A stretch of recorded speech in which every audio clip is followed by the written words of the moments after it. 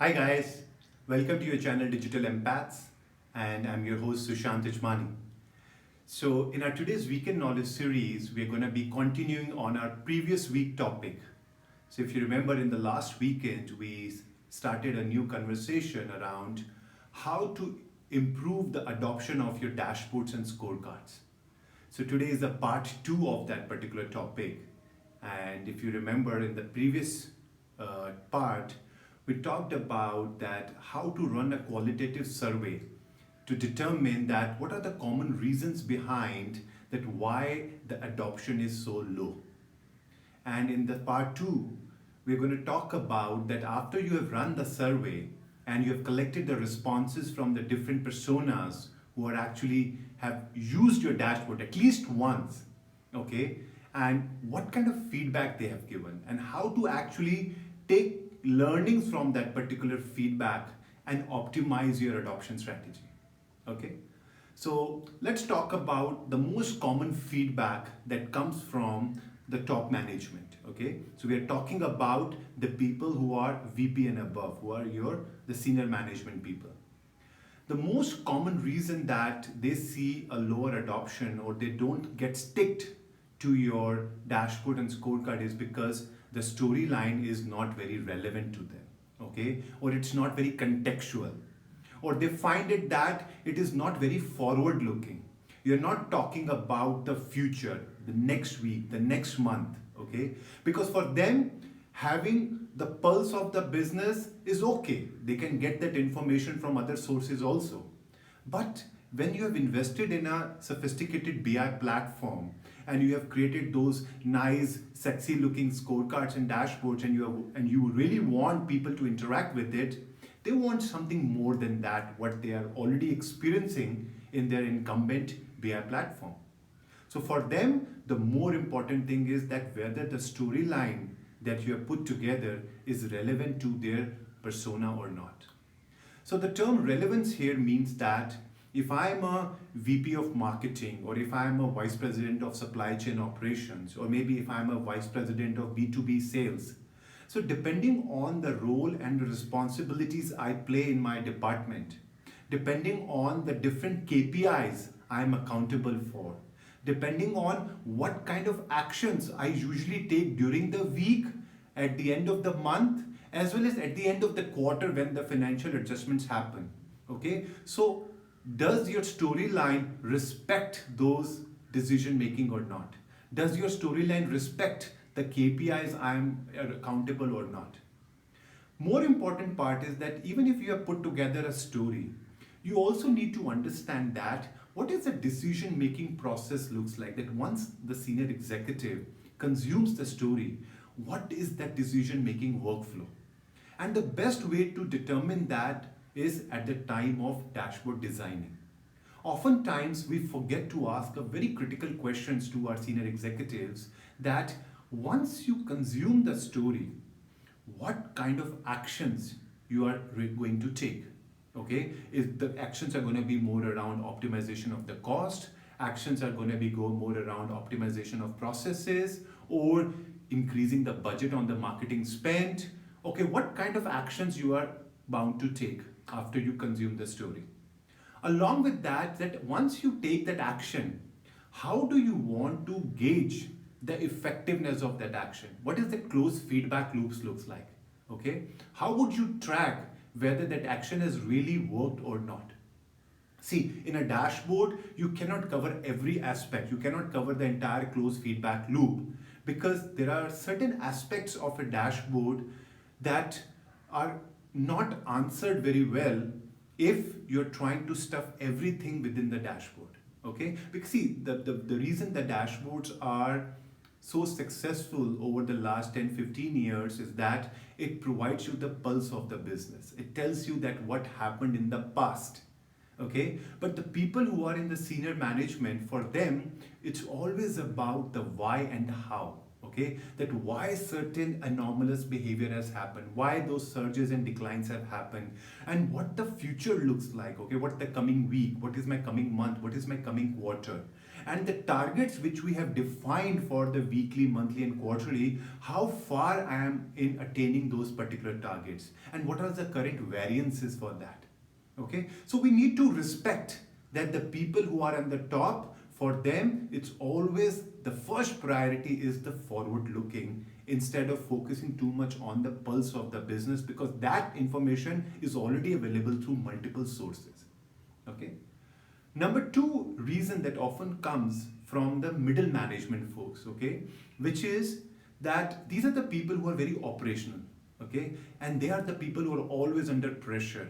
They have to meet their weekly targets, okay. They always have day-to-day challenges. They always have weekly challenges, and they crave for a good day. Okay, they crave for a day when they go on a weekly meeting with their big bosses on Mondays or even on Tuesdays. They have something good to talk about. And even if there were some problems that happened in the previous week, they should know the reason that why those problems happened, because they would be put on spot. So the people in the middle management level, which is your managers, senior managers and directors, for them it's always about near real-time operational insights. What does it mean is the insights which are getting refreshed at a low latency level, maybe 3 hours, 4 hours, 5 hours, so that they can take corrective actions. Because by the time the whole week is gone, the damage has already happened. And if you're a part of a marketing department, you know that if the budget has gone bad, okay, or your budget has gone into drain because maybe your CTR has gone high, or maybe your cost per click on certain keywords have gone high, or maybe the cost per acquisition is going high and you were not noticing it, and by the time the week is over, the damage has already happened, you can't do anything. The only thing you can do is you can only prepare for the coming week. But the last week damage has already happened. So the people in the middle management, they always likes to take faster corrective actions. So for them, the more important part is the causation. They would like to know what is the reasons behind those surge and declines. They want to know the anomalies in the data. So if you're putting together a dashboard for the middle management layer, make sure those elements are covered, because for them causation is very, very, very important. So make sure when they are looking at the trend line charts, notify or mark the different weeks or days when the anomalies happened, and make them interact with it. And the moment they interact with it, you can show some kind of an iframe or a pop-up and explain that why that particular anomaly happened. Okay. Apart from that, if you look at the people who are at the bottom of the pyramid, which means your power users, okay, your analysts, your citizen data scientists, who are very data hungry, who likes to have more and more control on the raw data, okay, they don't want the processed information to be given to them. So they love playing with Excel, they love playing with R, they love playing with Python. They would like to do their own mining of information. And we should not restrain them. We should not impose a dashboard to them. No, no, no, you have to consume this particular story, because these people want free hand. And let them play with the raw data. Give them access to your multidimensional cubes. Give them access to your tabular data models. Even if it requires giving them access to your data marts, go ahead, let them play with it. Because these are the kind of people who are going to identify those pearls and the gems in the data. So if you are building a dashboard for them, and these people are already too much hooked up to the platforms like Excel and R and Python, which gives you a lot of statistical packages, which allows you to run different types of correlations. They can do some kind of a variance analysis. They can do causation over there. They can do forecasting. And it's very difficult to replicate the same behavior in any of the enterprise BI platform, because you cannot do apple to apple comparison. Because the people who are quite used to working on Excel, they know the power behind that. They know the power of pivot tables. They know the power of macros. They know the power of switching from one worksheet to another, linking between different worksheets. They know the different kind of the controls, the add-ons that Excel offers, whether it is around your statistical packages. Okay, so do not try to impose your dashboard on each and every persona. Certain people who are your power users, the people who are your analysts and citizen data scientists, empower them, give them opportunity to run different models. Okay, they may not be very well versed in building the models, but you can use some augmented analytics tools which allows them to call the models either through a REST API, give them some inferences to call. Okay, but do not restrain them. That's very, very important. Other common reason that comes when you collect the feedback from the business users behind the poor adoption is that people feel that I've not been well trained on the new BI platform. Okay. Now training is a very critical part, but it's not the only thing which accelerates the adoption, because we have to remember that I have done trainings for more than 7-8 years continuously when I was running my own entrepreneurial company. When I was on my own entrepreneurial journey with Conversion Path, and during those days I was partner with Google as well as with Adobe, and I used to do a lot of training workshops for them within Asia Pacific market. And whenever I used to go to the different large enterprises to do the trainings, or even when I used to go to the agencies, people tendency to remember or retain those concepts is very, very low, because some of these training workshops are for like 6 hours 7 hours whole day, and for 3 to 4 days. And I'm sure some of you have gone for trainings on Adobe Analytics or Test and Target or even Discover, or even some of their CQ5 platform, which is Adobe Experience Manager. Some of these trainings are quite exhaustive training, and there's so much to cover. So oftentimes we forget that the purpose of training is not to teach people the look and feel of the tool, the menus, the navigation, the search and aspect. The more important part is make the whole training process fun. What does this fun means? Talk about use cases. So if you are doing a training workshop because you want to educate people about the new BI platform, do not run the massive training workshops for everyone sitting in the same room and doing that, because that's not worthy of people's time. Create small cohorts. Okay, create a small cohort for marketing, small cohort for merchandising, small cohort for supply chain. Supply chain is a big thing. Okay, maybe you can create a small group for logistics people, small group of your SNOP people, a small group of manufacturing people. Do very, very targeted training. Okay, and during those training workshops, do not talk about the look and feel and GUI features. People will figure it out. We all are intelligent enough to understand what the menus are, how to play with it. What important to teach during the training workshops is the use cases. For example, if you have built a dashboard for a marketing team, do not teach them about how to apply the filters, how to slice and dice it, how to move from one view to another view. Okay, people are smart enough to figure that out. Talk about, if you want to measure that if the cost per acquisition has gone high by 10% or 15% in the last 1 week, how to go about identifying the reasons behind that. Okay, why the CPA has gone high.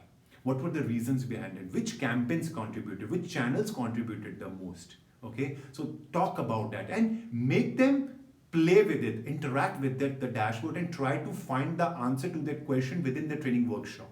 Okay, another way is if you have built a dashboard for the merchandising team, okay, who is responsible for your website taxonomy, your product catalog, your pricing, okay, and work with them to identify that which products are your top and bottom performing products. Guys, go and figure it out on your own, okay? And the products which are bottom performing products, what were the reasons behind that, okay? These products did not perform because there were no promotions on those particular products. These products did not perform because the pricing was higher. These products did not perform because the shipping cost on these products were quite higher. These products did not perform. Maybe the return policies were not conducive to the customer. Try to understand, make them question. Okay, even if your dashboard does not answer each and every question, but make them understand that how to construct a story and how to leverage that story that you have imposed on them to answer those questions which they have in their mind. And even if your dashboard is not answering those questions, it's okay. Put those things in the phase 2 and phase 3 of your augmentation exercise, because you cannot make your dashboard storyline fully loaded in the first sprint. Okay, because the objective of the first sprint is to have a dashboard or a storyline or a scorecard which talks about the pulse of that particular business, which explains the people that how their individual function is performing, and let them ask for more. And the better way to ask them for it, help them in probing it, put them on the spot, play a devil's advocate. That is the best way to get the value out of the training workshop. There is no point going in the training room, spend 5 hours, 6 hours with them, teaching them the GUI interface and say, okay, people will figure it out. No, that's not going to happen. Okay, so that's very important learning out of this adoption exercise. Another important thing that people oftentimes complain is that the story that we are consuming is not the right medium of consumption for me.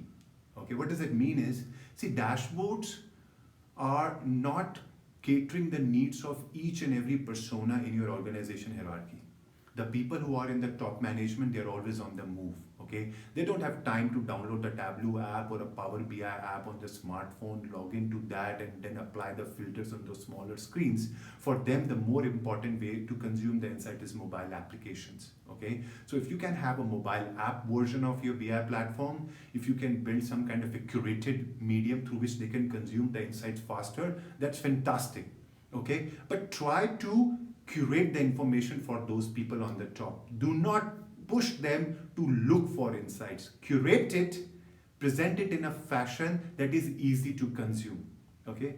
Nowadays, most of the augmented analytics platforms, they provide a lot of integration with some of these enterprise BI platforms like your Tableaus and Power BIs and Click.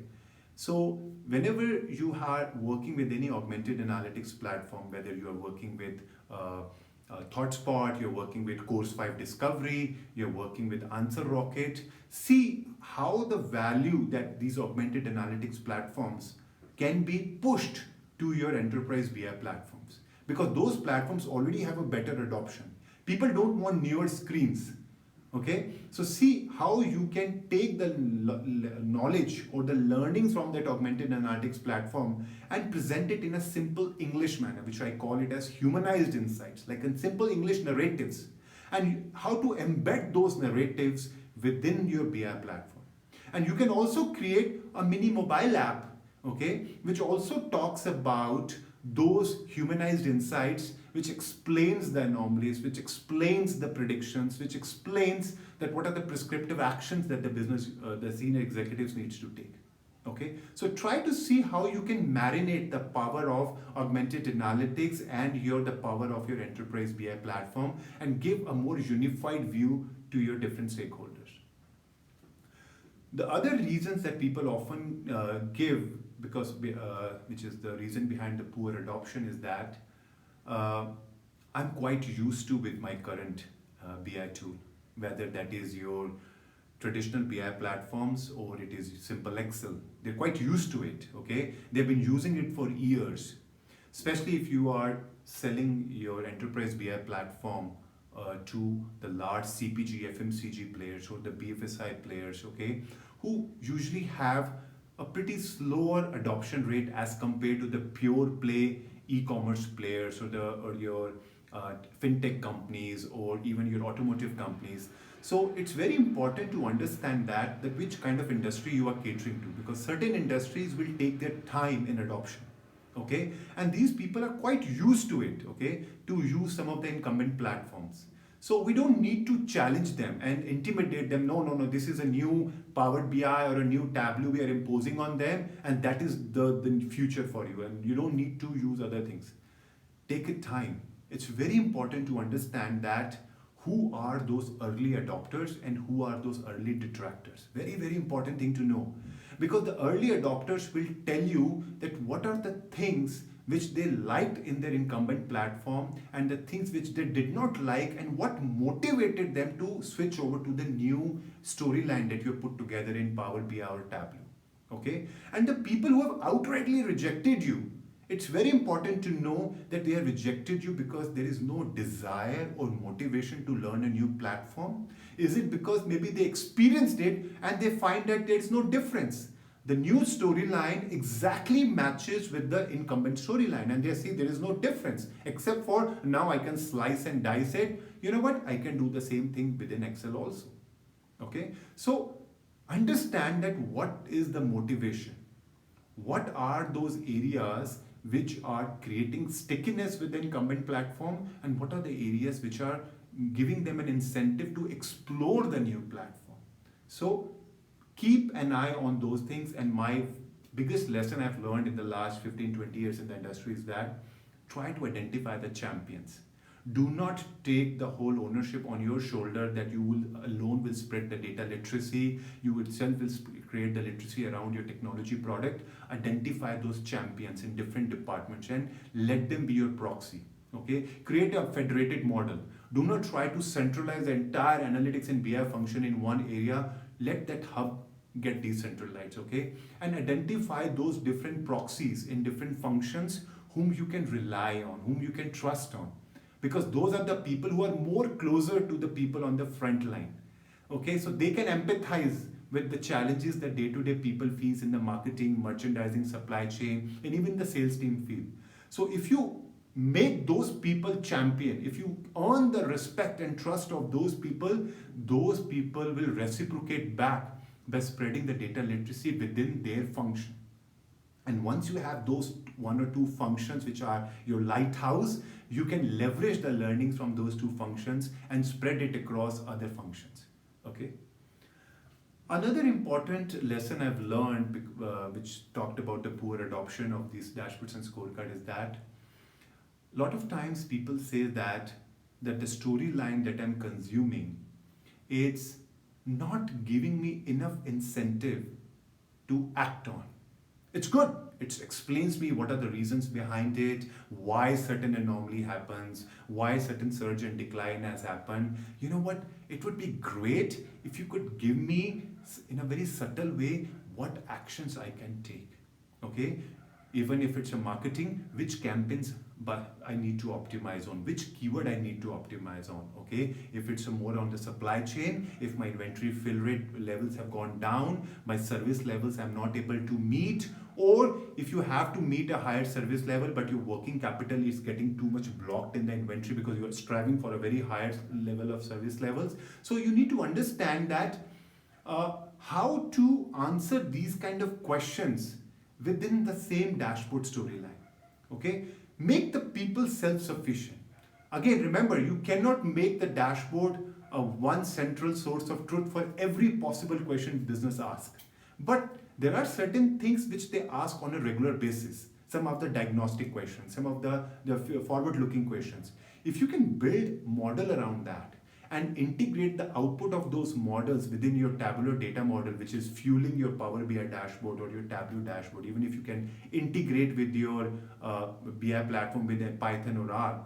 Usually I'm not very in sync with that because the latency comes in, because you don't want to call the models in real time. But if you can curate that information and make it available within the tabular data model, it makes the adoption better. Okay. So today what we have discussed some of the reasons, like the relevancy is often the challenge, the actionability is the challenge. Sometimes people are looking for more forward-looking things which is missing. Sometimes people want that the story that you have put together, it should be very well designed as per my persona. Sometimes people express that I don't want to learn a tool. I'm happy with my incumbent platform. So we need to understand what were the sticky elements and what are the detracting elements there. Sometimes people say, you know what, I love Excel. I love the whole power of statistical package that they offer. I love doing my own data mining, my own way of doing variance analysis, my own way of correlation, my own way of forecasting. It's okay. Let the people play with that, okay? Certain type of personas takes their own time, okay? And also talked about creating a federated model, okay? Decentralize your team, BI analytics team. Let different departments allow you to identify champions, okay? Identify those champions in individual functions, empower them, earn their trust, and let them be your ambassador in different departments, Okay, so these are some of the very important learnings that you will get when you run any kind of a qualitative survey with your business users to understand that why the adoption is lower. Okay, other important thing, which are the softer elements, like your storyline is not very well constructed, the positioning of the KPIs, the different filters you have chosen on the top, the colors, the brand aesthetics, all those things are softer elements, but they make a very big impact on an adoption. Okay, because some people want the storyline to be very nicked and prick. They want it easier to consume. They want the right filters to be there on the top. So those are basic trivial things. Okay, so make sure that those things are covered in the first sprint itself. Do not make people ask for those basic elements, because that breaks the trust, because ultimately you have to build the credibility with the business users whenever you launch a new BI platform within the company. Okay, so for today, I'm going to wind up the topic here. The next session, what we'll do is we'll talk about what are the different measurement techniques that we can apply to gauge the adoption. Okay, that how do I know before I even launch a new dashboard or a scorecard, how I can proactively define a proper measurement framework so that I can look for those early warning signals that why the adoption is going down. Okay, and even if the adoption is going up, what are the reasons behind that? So we'll talk about the measurement framework for adoption in our next episode. And until then, take care. If you have any questions, if you have any comments, if you have any suggestions on this particular topic, if I misstated anything, please feel free to post it below this video in the comment section. And I'm always curious to know ideas for the newer topic that you want me to cover in the future episodes. So until then, hasta pronto, take care, stay safe.